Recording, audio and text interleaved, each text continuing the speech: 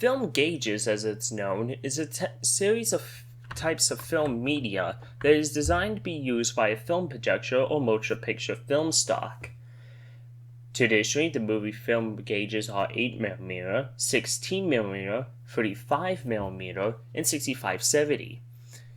Originally, before the advent of widescreen film in the 1950s, most films came in 1:33:1 or the Academy ratio.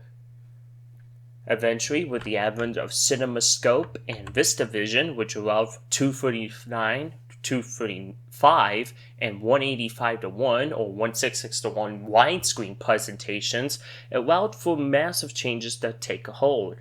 Eventually, by the beginning of the 1960s, most movies were being filmed in widescreen. However, certain made-for-TV movies and independent productions continue to be used 4:3 film stock for most of up until the late 1990s. However, advancements in digital technology by the turn of the millennium began to slowly change the way film looked. Eventually, film no longer was relegated to just strictly being 25 frames a second or 30 frames a second. However, film technology eventually would evolve into the digital lens format, which most studios started picking up in the early 2000s. Eventually, theaters started adopting the digital lens technology for beneficiary reasons. It was not common for a movie that was mainly over 2 hours to take up more than 8 reels.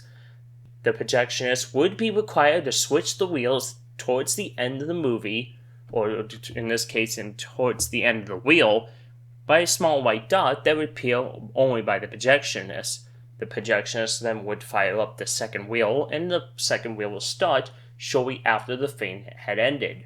Eventually, digital reels and digital technologies overtook film, and eventually by 2012, most theater goers and most theater experiences were using digital technologies in order for better costs and allowing for encryption in DLM and to avoid any issues with any film prints leaving the film studios or movie theaters.